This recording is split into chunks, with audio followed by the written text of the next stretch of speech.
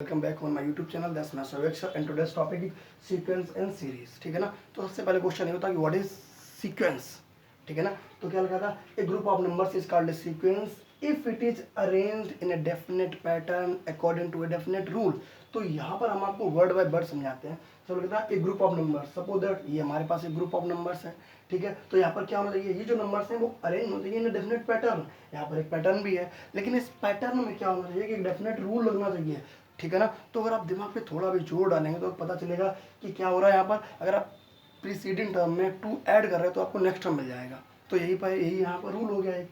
ठीक है ना। तो अगर आप इसमें टू ऐड करेंगे तो आपको 4 मिल गया, 4 में 2 ऐड किया तो 6 मिल गया, 6 में ऐड किया तो 10 मिल गया। अब आप बता सकते हैं कि नेक्स्ट टर्म क्या आएगा। ठीक है ना। तो नेक्स्ट टर्म 10 आएगा। अगर 8 में 2 ऐड करेंगे तो 10 आएगा। तो यहाँ पर ठीक है ना। तो क्या कह रहा है क्वेश्चन, ये कहता है कि सीक्वेंस का डेफिनेशन क्या बोलती है कि डेफिनेट पैटर्न होगा, आपको यहाँ पर एक डेफिनेट पैटर्न मिलेगा, वो according to a definite rule होगा। मतलब जो पैटर्न है उस पैटर्न में एक रूल होगा, वो रूल डेफिनेट है। मतलब उस रूल के अकॉर्डिंग आप इस यहाँ पर कोई भी टर्म फाइंड कर सकते हैं। आप कहें हमें इस सीक्वेंस का 10th टर्म चाहिए था या 20th टर्म चाहिए था या 1000th टर्म चाहिए था, कोई भी टर्म आप फाइंड कर सकते हैं। बस होना क्या चाहिए था, यहाँ पर एक डेफिनेट रूल होना चाहिए। उस डेफिनेट रूल अगर यहाँ पर अप्लाई हो रहा है तभी ये सीक्वेंस है। जरा नेक्स्ट एग्जांपल देखते हैं। ये लिखा था 3 3 square 3 cube and 3 power 4 and so on. जरा बताना, यहाँ हम लोग क्वेश्चन देख के समझ पा रहे हैं कि अगर हम किसी भी प्रेसिडेंट टर्म में 3 का मल्टीप्लाई करते हैं तो आपको नेक्स्ट टर्म मिल जाएगा। तो यहाँ पर ये रूल हुआ था। ठीक है। तो रूल कोई हो सकता है, यहाँ पर हमने सिंपल से लिखे थे, तो कभी कभी रूल आपके डिफरेंट हो सकते हैं, टिपिकल हो सकते हैं। ठीक है ना। बस है यहाँ, अगर आपको एक डेफिनेट पैटर्न मिलेगा और उस पैटर्न का एक रूल मिलेगा डेफिनेट, जिस रूल से आप कोई भी टर्म फाइंड कर सकते हैं। और एक छोटी सी बात ये भी होती है कि सीक्वेंस क्या होता है कि यहाँ पर टर्म के बीच में कॉमा लगा होता है। सीरीज में ऐसा नहीं होता। अगर हम दोनों कंपेयर करें सीक्वेंस एंड सीरीज को, तो सीक्वेंस में क्या होता है, यहाँ पर कॉमा के द्वारा जो टर्म होते हैं वो सेपरेट होते हैं, जबकि सीरीज में यहाँ पर क्या होगा, तो प्लस होगा या फिर माइनस होगा। जनरली प्लस होता है। ठीक है ना। फिर सेकंड बात आती है कि प्रोग्रेशन क्या होता है, व्हाट इज द प्रोग्रेशन। तो sequence is that follow certain rule is called progression. अगर कोई भी मेरे पास सीक्वेंस है, अगर उसके अंदर एक सर्टेन रूल फॉलो हो रहा है तो उस सीक्वेंस को हम लोग क्या बोलते हैं, प्रोग्रेशन कहते हैं। जैसे कि मेरे पास नेक्स्ट नेम आएगा अर्थमेटिक प्रोग्रेशन। अर्थमेटिक मतलब अर्थमेटिक सीरीज में एक रूल होता है। ठीक है ना। वहाँ रूल होता है कॉमन डिफरेंस का। अगर टर्म्स के बीच में डिफरेंस इक्वल है तो हम उसे बोलते हैं अर्थमेटिक। ठीक है। और वो उस सीरीज के अंदर एक रूल लग रहा था। ठीक है ना। तो उसे हमें क्या बोल रहा था, अर्थमेटिक प्रोग्रेशन कहते हैं। फिर वो सीरीज थी या सीक्वेंस था। देखो ऐसा होता है, सीक्वेंस ही सीरीज बनाता है। ठीक है ना। बस कॉमा हटा के प्लस लगा दिया। तो जब भी हम बात सीरीज की करते हैं तो वो एक सीक्वेंस होता है।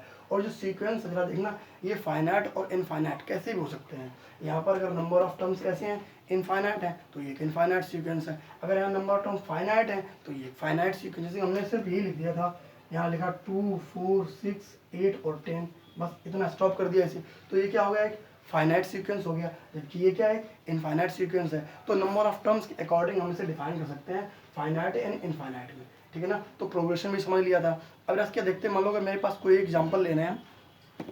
सपोज एग्जांपल हमने ये लिया है, tn इक्वल लिखा है 2n प्लस 3।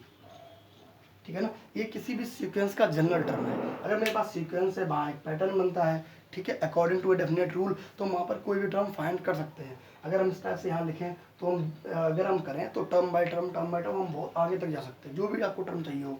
तो हम जब एक्सरसाइज को थोड़ा सा ज़्यादा आगे पढ़ेंगे तो हम यहाँ जानेंगे कि कोई भी टर्म फाइंड करने का हम लोग जनरल फॉर्मूला बना लेंगे। ठीक है ना। तो कुछ वैसा ही यहाँ पर छोटा सा क्वेश्चन ये है कि अगर tn इक्वल मेरे पास है 2n प्लस 3। अब जानते हो tn क्या था, ये जो मेरे पास सीक्वेंस होता है इसके हम किसी भी जनरल टर्म को tn से रिप्रेजेंट करते हैं। tn या किसी बुक में वो लोग लिखते हैं an, क्योंकि इसे हम लोग a1 कहते हैं, ये होता है a2, सेकेंड टर्म ये हो गया a3, ये a4। अगर a ना लिखना हो तो उसे ऐसे लिख सकते हैं t1 t2 t3 t4। तो अगर आप t लिख रहे हैं तो tn, अगर आप a लिख रहे हैं तो an। ठीक है। दोनों ही पैटर्न सही है, अलग अलग बुक में दोनों ही दिए जाते हैं। तो इसी तरह अगर आपने t1 t2 t3 माना था तो इसका जनरल टर्म, ठीक है, हम tn बोलते हैं। जनरल टर्म क्या बोलते हैं, tn। तो हमने माना कि tn इक्वल 2n प्लस 3 है। आपको इस सीक्वेंस के फर्स्ट 4 टर्म्स लिखने हैं। तो बहुत ही ईजी, क्या करना है, हमें इसके फर्स्ट 4 टर्म्स हमें इसके लिखने थे। ठीक है ना।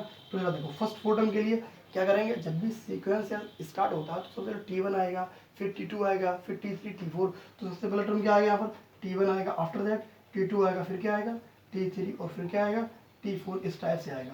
तो जरा बताना कि T1 कैसे हो सकता है। देखो जरा यहाँ कंपेयर करेंगे, जहाँ पर n था वहाँ ने भी क्या पुट कर दिया, केवल 1 पुट किया है। तो इधर भी कर देते हैं n की, जहाँ जहाँ n था वहाँ 1 पुट कर देंगे।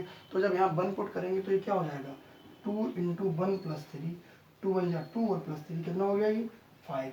नेक्स्ट यहाँ आ जाते हैं तो T2 क्या आएगा, n = 2 पुट करेंगे तो 2 × 2 + 3, 2 2 जा 4 और 3 7। T3 कैसे आएगा, 2 × 3 और +3, 2 3 जा 6 और 3 9 हो गया। इधर आएंगे तो क्या आएगा, 2 × 4 और +3, 2 4 जा 8 और 3 11। समझ में आ गया था। तो क्या देखा था हमने, अगर हमने ये दिया गया मेरे पास इस टाइप से Tn था तो Tn से हम T1 T2 T3 कुछ भी फाइंड कर सकते हैं। अगर हमने कहा यहाँ पर आपको T100 फाइंड करना है तो आप देखो भैया T100 ऐसे आ जाएगा।